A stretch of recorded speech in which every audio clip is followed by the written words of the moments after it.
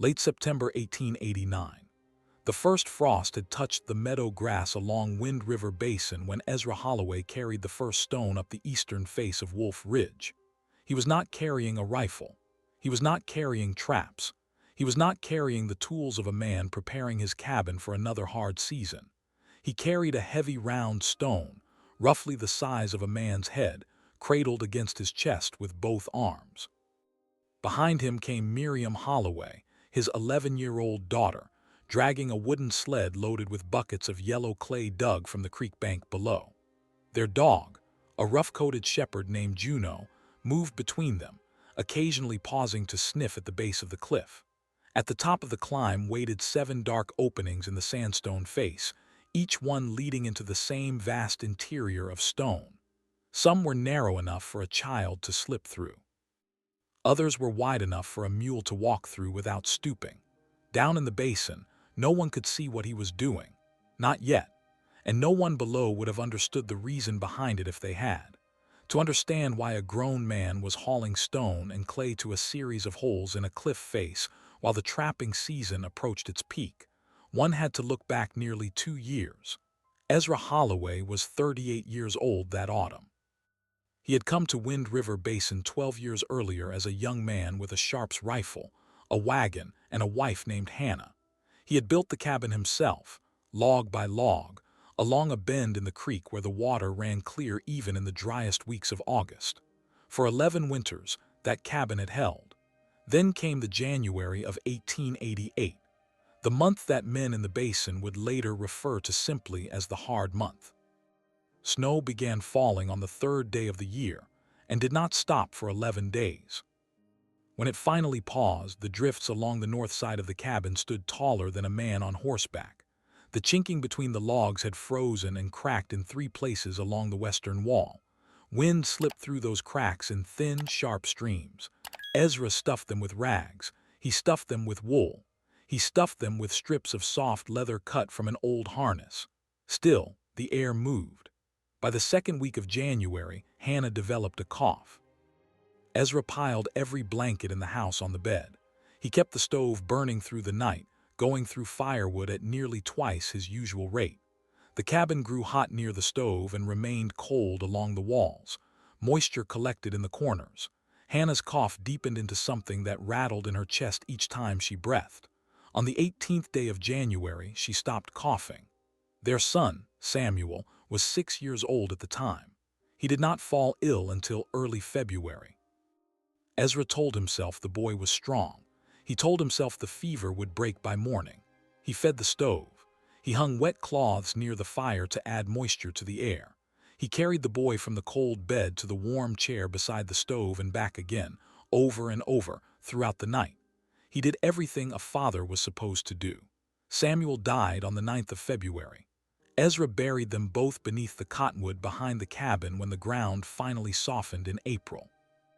Miriam, then only 9 years old, had lived through it all. She had not fallen sick. Ezra did not know why she had been spared while her mother and brother had not. He did not trust that whatever had spared her would spare her a second time.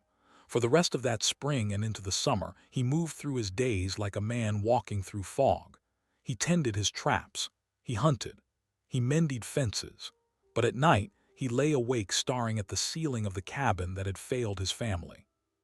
He was not angry at the cabin. He knew the fault was not in the logs themselves.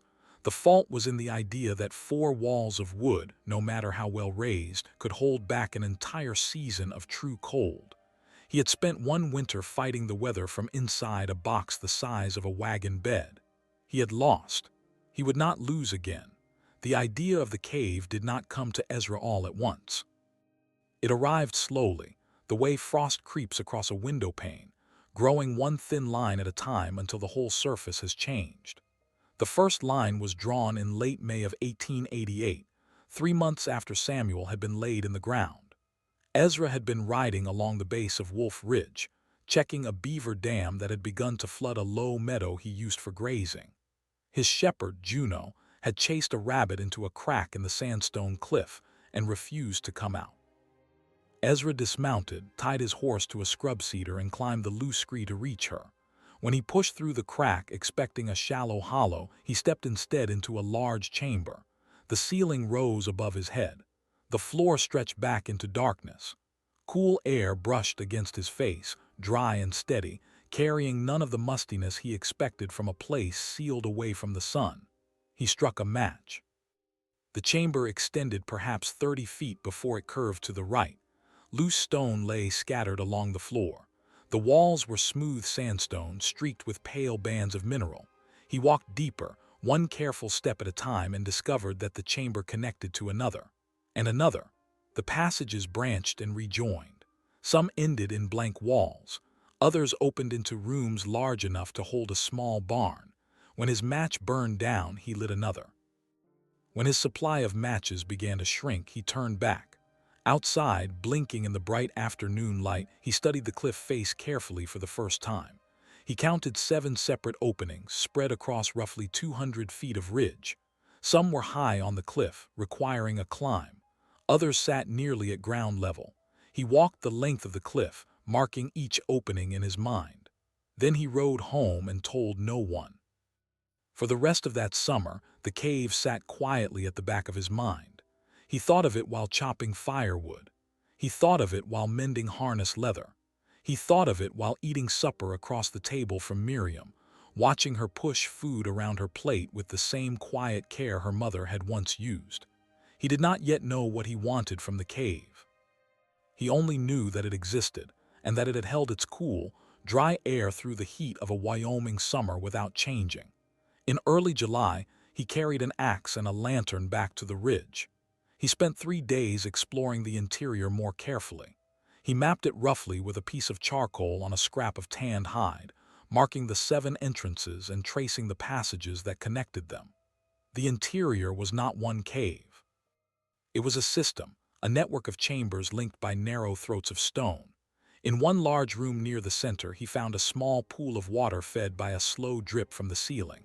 The water tasted clean. In another chamber, he found the bones of a mule deer that had wandered in and died, probably decades earlier. The bones were dry. No mold had grown on them. No damp had softened them. That was what convinced him. Damp was what had killed Hannah. Damp was what had weakened Samuel. The cabin had been full of moisture that winter, no matter how hot Ezra had kept the stove. The colder the walls, the more the warm air near the stove had released its water onto the cold logs. Every night, the cabin had grown wetter. And yet here, deep inside the mountain, a set of bones from a dead animal had been preserved for who knew how many years without so much as a green mark on them. He carried a second thermometer up to the cave in late August. He placed it in the innermost chamber, weighted down beside the small pool. Outside, the afternoon sun pushed the temperature above 80 degrees. When he returned 3 days later at dawn, the outside air stood at 49. The thermometer inside the cave read 52. He sat down on a flat stone and stared at the reading for a long time.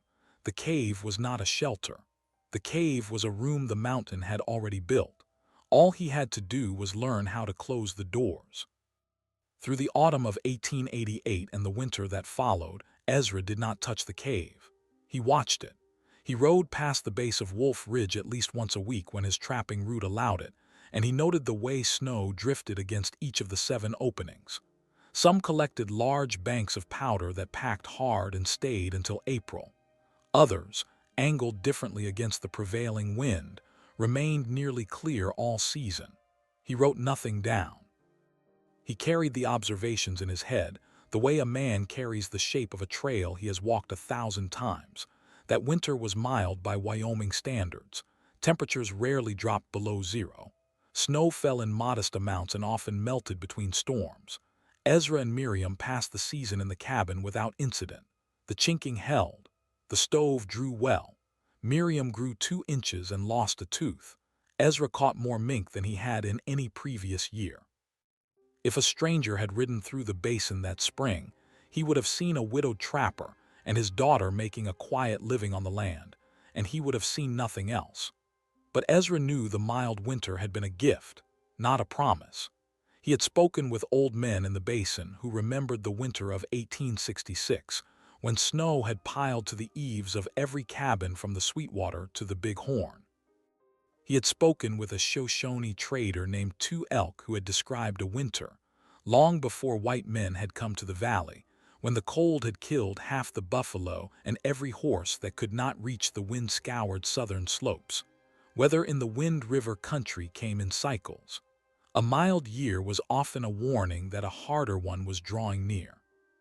In April of 1889, when the last snowbanks along the north side of the cabin finally shrank into black earth, Ezra rode back to Wolf Ridge and began his work. He started with measurements. He carried a length of knotted rope and a folding rule, and he spent 4 days measuring the 7 entrances. He recorded the width and height of each opening. He noted the shape of the surrounding stone, whether it was smooth or fractured, whether it offered anchor points for wooden frames, whether it would need to be chipped away to create a flat seating surface for stone and mortar. He climbed inside each entrance and studied the airflow, holding a strand of dry grass in the still darkness and watching how it moved. He learned that the 7 entrances were not equal.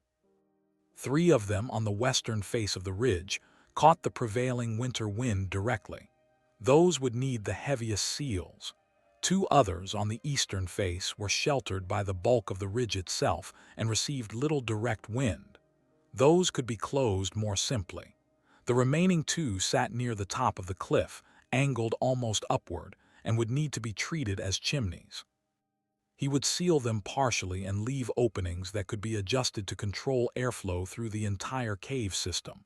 That was the insight that changed everything. A cabin was a box. Air entered through 100 small cracks and left through 100 more. A man could not control any of it, but a cave with 7 entrances could be treated the way a stove could be treated. Seal 6 of the openings tight, leave 1 small vent adjustable at the top of the ridge, and the entire mountain became a controlled space. Warm air from a fire would rise slowly through the connected chambers and exit through the vent. Cold air would settle. Moisture would drift upward and out. The stone itself would hold whatever temperature the fire established, releasing that warmth back into the rooms for hours after the flames had died. Ezra sat on a boulder above the ridge that afternoon in April and looked down at Wind River Basin spread below him. He could see his own cabin in the distance, a small brown rectangle beside a bend in the creek. He could see the thin line of smoke from Silas Boone's homestead 3 miles to the south. He could see the road that led to the trading post at Crooked Creek.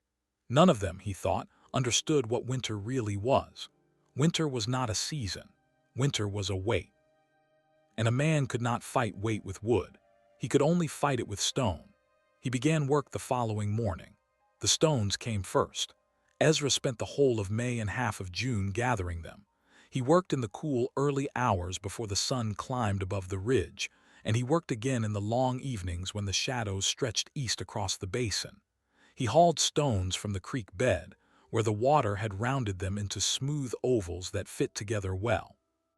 He hauled stones from the scree slopes below the cliff, where the sandstone had shattered into angular blocks that could be stacked with mortar between them. He hauled stones from an old riverbank a mile north of the ridge, where flat slabs lay exposed by erosion. He sorted them by size and shape into 7 separate piles, 1 for each entrance, choosing each stone for the particular opening it would help to close. Miriam helped when her chores allowed. She carried the smaller stones in a burlap sack slung across her shoulder. She sorted them into rows on the ledge outside each entrance. She learned to identify which stones would fit at the base of a wall, where the weight would need to be greatest, and which stones would sit better at the top, where lightness mattered more than mass. By the end of June, she could look at a stone and know before Ezra spoke which pile it belonged in. The clay came next.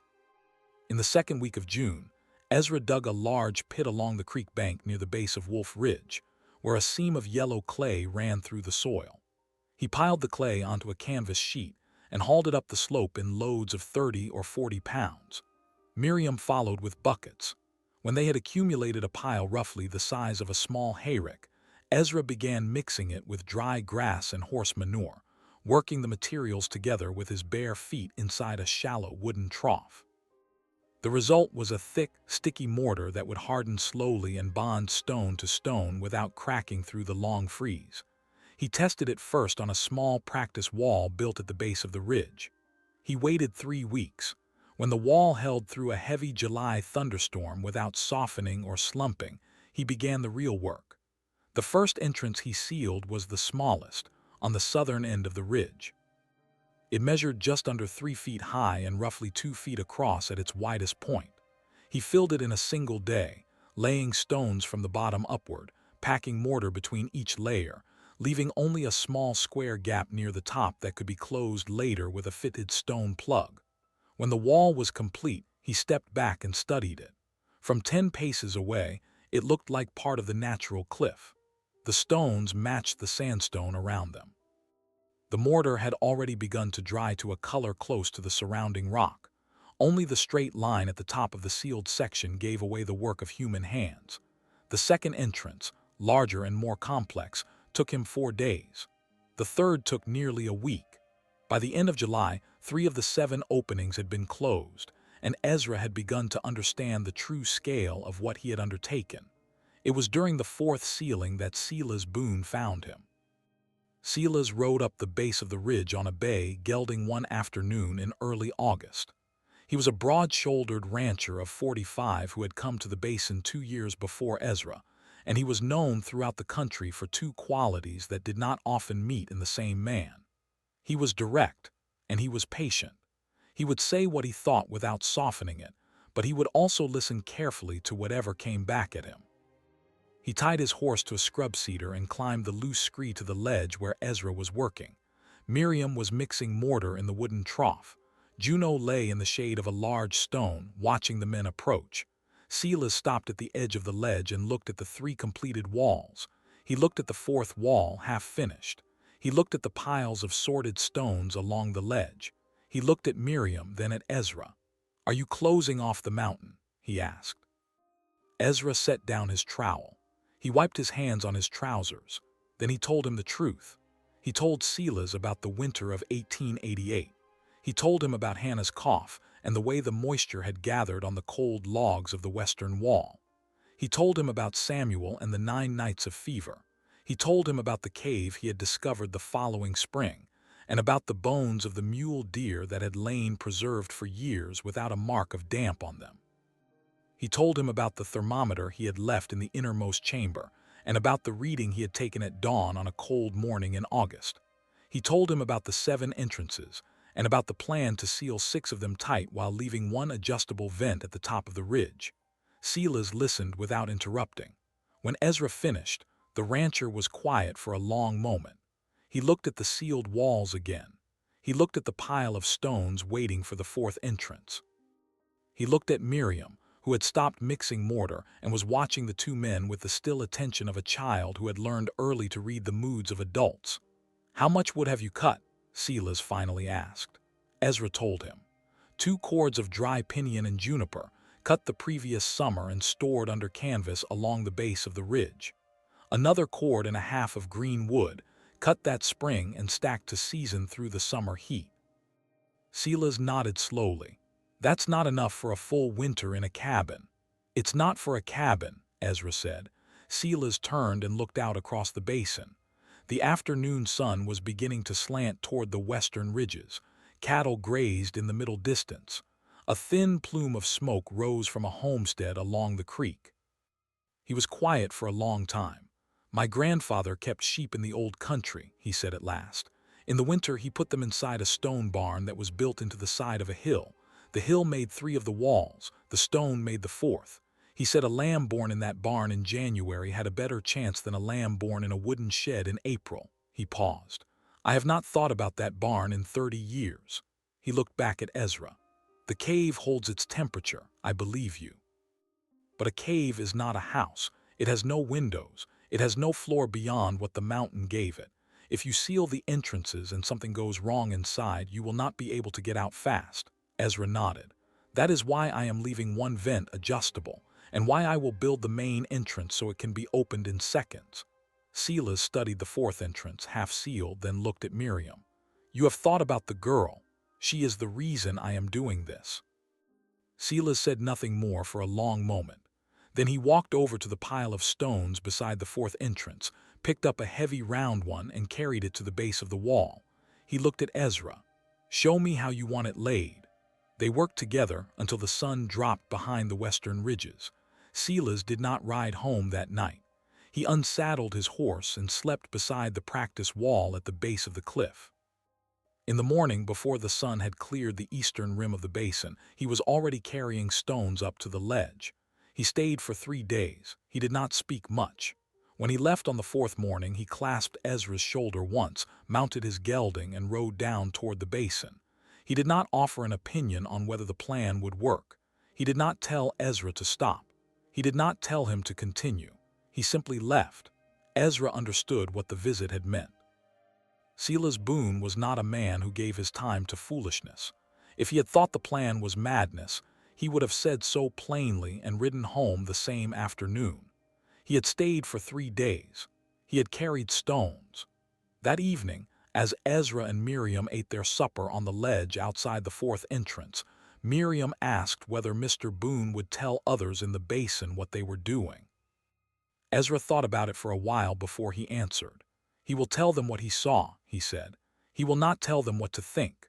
Silas Boone was as good as his word. He told the men of the basin what he had seen at Wolf Ridge, and he told them plainly, without embellishment and without judgment. Ezra Holloway was sealing the entrances of a cave system with stone and clay mortar. He was planning to move his daughter and himself inside for the winter. He had cut only enough firewood for a small stove. He had studied the interior temperatures for more than a year. He had thought about the problem carefully. The reaction in the basin was mixed. Some of the older settlers nodded slowly when they heard the story. They had come from countries where root cellars were dug deep into hillsides, where wine was stored in caverns, where sheep and cattle were sheltered against stone walls that held their warmth through the winter. To those men, the plan sounded strange in its scale but familiar in its principle. Others reacted differently. A young homesteader named Thomas Hardy laughed openly when he heard the story at the trading post at Crooked Creek. He said Ezra had lost his reason after Hannah's death, and that grief had driven him into the ground like a badger. A freight hauler named Wallace Kerr, who had known Ezra for 6 years, said nothing at the trading post, but rode out to Wolf Ridge 2 days later to see the work for himself. Wallace was a heavy man of 50 with a broken nose and a slow way of speaking. He climbed the scree to the ledge, looked at the 5 sealed entrances that Ezra had by then completed, and stood in silence for nearly 10 minutes. He walked the length of the ledge. He touched the mortar in one of the walls with his thumb. He looked at the pile of stones waiting for the 6th entrance. Then he turned to Ezra and asked one question. "Where does the smoke go?" Ezra took him inside through the main entrance, which had not yet been sealed and would remain as the working door through the winter. He carried a lantern and led Wallace back through the connected chambers to the central room where the small pool of water lay. He held the lantern up and pointed to a natural crack in the ceiling, roughly the width of a man's arm, that opened upward into the darkness. He explained that the crack ran up through the stone and emerged near the top of the ridge, and that he would use it as the primary chimney for the stove. He explained that the 2 upper entrances near the summit of the cliff would be sealed only partially, leaving small adjustable openings that would allow him to control the draft through the whole system. Wallace studied the crack in the ceiling for a long time. Then he said, "You will need to test that before the cold comes. A stove that draws well in September may not draw well in January when the whole ridge is buried in snow." Ezra nodded. He had already planned to test it. He had built a temporary firebox from stacked stones at the base of the central chamber and had run 3 trial burns during the summer, each time using different amounts of wood and different vent openings. He had recorded the results in a small leather notebook that he kept in his coat pocket. The best combination had been reached during the 3rd burn, when a modest fire of pinyon and juniper had raised the temperature of the central chamber from 53 degrees to 68 degrees in slightly less than 2 hours, using less than a quarter of what he would have burned in the cabin stove during the same period. Wallace listened to the report without interrupting. When Ezra finished, the freight hauler took off his hat and ran a hand across his balding head. "I have hauled freight through this country for 22 years, he said. "I have seen men freeze to death inside cabins that looked sound from the outside. I have seen men live through the winter in a wagon bed with nothing but a canvas cover and a small fire. What I have learned is that the shape of the shelter matters less than the mind of the man inside it. You have the right mind for this. I do not know if the cave will hold, but I know you have thought about it more than most men think about anything in their whole lives." He put his hat back on. He rode down that same afternoon. By the middle of September, the sixth entrance had been sealed. Ezra worked alone through most of the final stretch, though Silas rode up twice more to help with the heaviest stones, and Wallace sent a young laborer from his freight yard for 3 days to assist with the mortar. The seventh entrance, the one at the top of the ridge that would serve as the primary vent, received the most careful treatment of all. Ezra built its wall in 2 parts. The lower section was solid stone and mortar, waist-high and thick enough to resist any wind. The upper section was a framed wooden panel that could be raised or lowered from inside the cave, using a system of ropes and pulleys he had constructed from salvaged tackle and a length of hemp line. When the panel was fully closed, only a narrow slit remained open at the top, roughly the size of a man's hand. When it was fully raised, an opening the size of a small window allowed air to move freely through the entire cave system. The main entrance on the eastern face of the ridge was left as a working door. Ezra built a low, thick-walled vestibule around it, similar in principle to what he had heard other men in colder country used on their cabin doors. The vestibule extended nearly 6 feet outward from the cliff face, its walls built from the same stone and clay mortar as the sealed entrances, its roof formed from split pine logs covered with a layer of sod. The outer opening of the vestibule faced south, away from the prevailing winter winds. The inner opening faced east into the cave itself. A man had to duck to enter, walk 4 steps in near darkness, turn to his left and duck again to reach the inner chamber. The 2 openings did not line up. Wind could not blow straight through. Snow could not drift in a single line. Inside the main chamber, Ezra had spent the summer preparing what he came to think of as their winter room. It was the largest of the connected chambers, roughly 20 feet across and 14 feet high at the peak of its natural ceiling. He had leveled the floor with flat stones and packed dry sand between them. He had built 2 sleeping platforms against the eastern wall, each raised 18 inches above the floor and framed with pine poles that supported slats of split lodgepole. He had layered each platform with dry grass, then with wool batting purchased at the trading post over the summer, then with heavy wool blankets that Hannah had woven in the years before her death. Miriam's platform received a quilt her mother had finished the winter Samuel was born. Ezra folded it carefully and set it in place before Miriam ever saw the chamber in its finished state. The stove came from a supply house in Rawlins, hauled up to the basin by Wallace Care as a personal favor, and refused when Ezra tried to pay him for the freight. It was a small cast-iron model, meant for a homesteader's kitchen, with a firebox roughly the size of a bread loaf and a flat top wide enough to hold 2 pots. Ezra placed it near the center of the winter room, positioned so that its stovepipe rose straight upward into the natural crack in the ceiling. He lined the crack itself with sheet iron for the first 3 feet, sealed the joint with clay mortar mixed with wood ash, and tested the draft with a small fire on a clear afternoon in late September. The draft was strong. Smoke rose upward through the crack and emerged, as Ezra had confirmed by climbing to the summit of the ridge, from a small opening near the top of the cliff. From the basin below, the plume of smoke was nearly invisible against the sky, breaking apart as it rose. Even a man who knew where to look would have had to look carefully.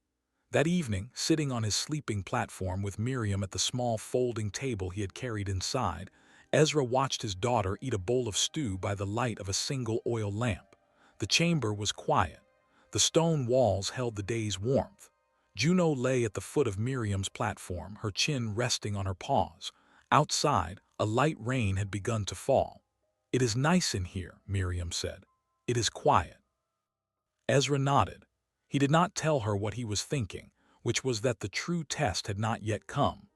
The first snow of the season fell on the 14th of October, a light dusting that melted before noon. The second fell a week later and lasted until the following morning.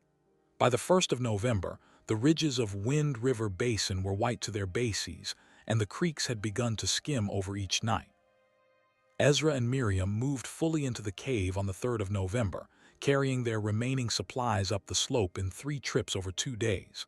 The cabin along the creek was left standing, its door barred from the outside, its stove cold, its shelves emptied of everything that could be moved. For the first 3 weeks of November, the weather held mild. Daytime temperatures rose above freezing under the sun. Nighttime temperatures fell into the teens. Ezra kept small fires in the stove twice a day, once in the morning to warm the chamber for the day's activities, and once in the evening to hold the temperature through the night. The stone walls of the winter room absorbed the heat and released it slowly, exactly as he had predicted. The thermometer he had mounted beside his sleeping platform rarely dropped below 50 degrees, even when the fire had been out for 6 or 7 hours.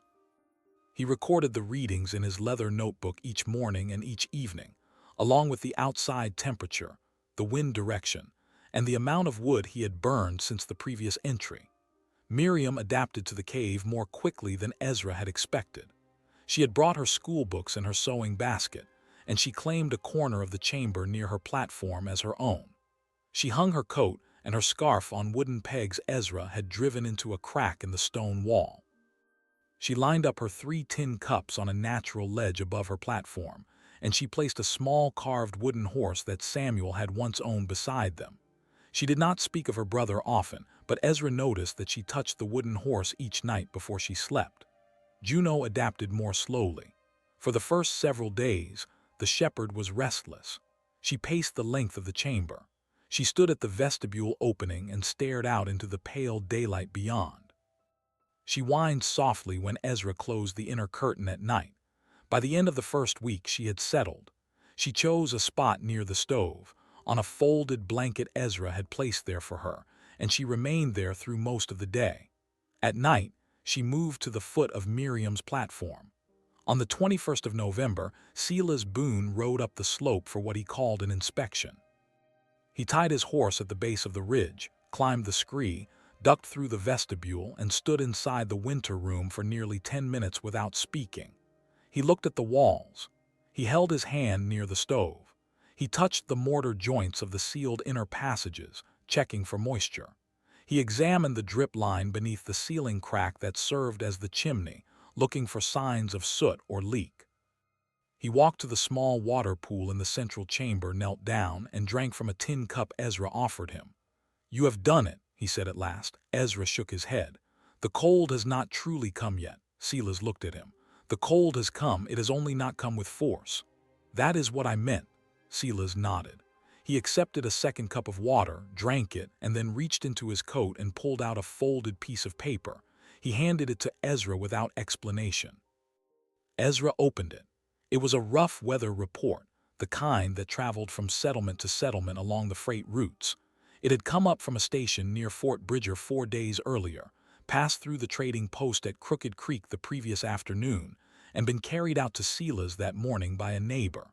The report was brief. A large mass of Arctic air had crossed the Canadian border west of the Continental Divide 6 days earlier. It was moving south. Temperatures along the Yellowstone had fallen to -28 the previous morning. Snow was expected across the entire Wind River country within a week, possibly sooner. The report ended with a single line, underlined twice by whoever had first written it. "This one is not ordinary." Ezra read it twice. Then he folded it carefully and put it in his coat pocket. "How long do we have?" he asked. 4 days, Silas said. "Perhaps 5. The storm arrived on the evening of the 25th of November, 1 day earlier than the report had predicted. It began not with snow but with wind. A steady pressure built from the northwest through the afternoon, bending the pines along the ridge and driving loose bark and dried grass across the open basin. The sky darkened by degrees, taking on the flat gray color that Ezra had learned to recognize as the herald of hard weather. By sundown, the first snow was falling, and by midnight the wind had grown into a sound Ezra had never heard before in 12 years in the basin. It was not a howl. It was a roar, a low continuous pressure that pressed against the entire eastern face of Wolf Ridge and made the sealed walls of the cave hum faintly at their edges. Ezra did not sleep that first night. He sat on his platform with a small oil lamp burning and listened. Miriam slept. Juno slept. The stove held a bed of coals that glowed dull red through the small vents in its door. The thermometer beside his platform read 51 degrees. The thermometer he had mounted in the vestibule, positioned so he could read it through the inner curtain by lantern light, read -19. The difference was 70 degrees. He wrote both numbers in his notebook and set the notebook aside. He walked once to the vestibule during the night, parting the inner curtain and standing in the small dark space between the two openings. The outer opening had been closed with a heavy wool blanket weighted at the bottom with a length of chain, and beyond that blanket he could hear the wind and feel the cold pressing against the vestibule wall. But no wind reached him inside. No snow had drifted through. The offset design of the two openings, the same principle Silas's grandfather had used on his stone barn in the old country, was holding. The storm continued through the following day, and the day after that. On the second morning, Ezra climbed to the vent panel at the top of the ridge, following the interior passage he had marked with charcoal arrows during the summer. He raised the panel 3 inches, just enough to check the draft. Snow had banked heavily against the outer stone wall of the vent, but the small hand-sized opening above the panel was still clear, protected by an angled stone hood he had built specifically for that purpose. The draft was strong. Air moved upward through the crack in the ceiling above the stove and out through the vent, carrying smoke with it. He lowered the panel again and returned to the winter room. On the third day, the wind grew stronger. Ezra measured the outside temperature at the vestibule at -31. Inside the winter room, with a modest fire in the stove, the temperature held at 54. Miriam sat at the small folding table working through arithmetic problems from her schoolbook. Juno lay beside the stove. Ezra sat on his platform mending a leather harness strap that had cracked during the fall trapping season. He thought, as he worked, about the men and women in the cabins scattered across the basin below. He thought about Silas Boone, whose ranch house was solidly built but whose barn had gaps that Ezra had noticed the previous winter. He thought about Wallace Kerr in Rawlins, warm in his freight office beside a large coal stove. He thought about Thomas Hardy, the young homesteader who had laughed at him at the trading post, whose cabin was small and whose firewood supply Ezra had glimpsed once in October and thought insufficient. He thought about all of them, but he did not go down. There was nothing he could do for them that they had not already done or failed to do for themselves. The storm was too fierce for travel. A man who left the cave now, even on horseback, might not reach the basin floor alive. He wrote in his notebook that evening. The entry was brief. Third day, outside -31 at dawn, -38 at dusk, inside 54, wine steady, fire small. Wood used since morning, 1 armload, Miriam well, Juno well. He set the notebook aside and lay down on his platform. The storm continued through the 4th day and the 5th. The wind never dropped. The snow never stopped. Ezra measured the outside temperature at -42 on the morning of the 5th day, the lowest reading he had ever recorded in the basin. Inside the winter room, the thermometer read 52. The storm ended on the morning of the 6th day. It did not fade slowly, the way most Wyoming storms tapered off through a long gray afternoon. It simply stopped. Ezra woke at first light to find the roar gone from the walls of the cave. The silence in its place was so complete that he sat up on his platform and listened for nearly a minute before he trusted it. Miriam stirred but did not wake. Juno raised her head, ears forward, and looked toward the vestibule. Ezra dressed carefully. He pulled on 2 pairs of wool socks, his heaviest trousers, a wool shirt over an undershirt, a canvas coat lined with sheepskin, and a fur cap that Hannah had made him the 2nd year of their marriage. He wrapped a wool scarf around his neck and the lower part of his face. He took his lantern, though the daylight was already growing beyond the vestibule, and he stepped through the inner curtain. The vestibule was cold. The outer blanket had frozen stiff along its lower edge where the chain weighted it. He pulled it aside and looked out. The world had changed. Snow lay across the basin in drifts that stood higher than he had ever seen. The nearest scrub cedar, which had stood perhaps 8 feet above the base of the ridge, was buried entirely. The path he had used to climb up to the cave was gone. The creek in the middle distance was invisible beneath a solid white plain. The sky above was a hard, clear blue, empty of clouds, and the sun had just cleared the eastern rim of the basin, striking the snow with a light so bright that Ezra had to raise a hand to shield his eyes. The cold was extraordinary. He did not need a thermometer to feel it. The air itself seemed thick, as though it resisted being breathed. Every breath he drew stung the inside of his nose and his throat. He stood in the vestibule opening for less than a minute before he stepped back inside. Miriam was awake when he returned to the winter room. She was sitting up on her platform, Clara's quilt pulled around her shoulders. Juno had moved to sit beside her. "Is it over?" she asked. "It is over." She looked toward the vestibule. "How does it look?" Ezra considered his answer. "It looks like the world is buried," he said, "but we are not." He fed the stove. He made oatmeal. He and Miriam ate together at the folding table, and Juno received a small portion of dried meat from Ezra's hand.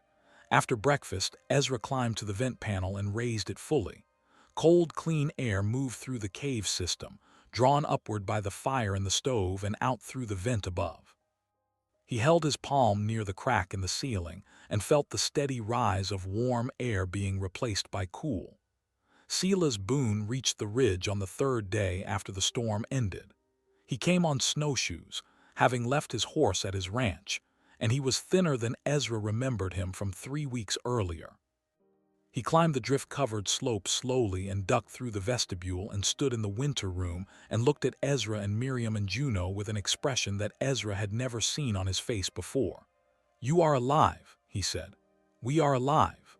Silas sat down on the edge of Ezra's platform. He accepted a cup of hot broth from Miriam and drank it slowly, holding it with both hands. He told them what had happened in the basin. 3 cabins had burned in the storm from chimney fires or overheated stoves. 2 families had lost livestock they could not reach through the drifts.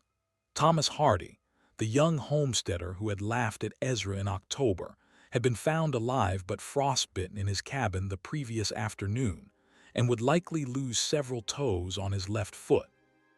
Silas himself had spent the worst 2 nights of the storm huddled in his kitchen with his wife and his hired man, burning furniture in the stove after his firewood ran low. His ranch house had held, but it had barely held. He looked around the winter room. He looked at the stone walls, at the small stove, at the thermometer beside Ezra's platform, which now read 49 degrees. "You built a house the mountain agreed to keep warm," he said. Ezra shook his head. "I only closed the doors." If this story reached you, take a moment to like, share, and subscribe. Stories like this survive because listeners like you carry them forward.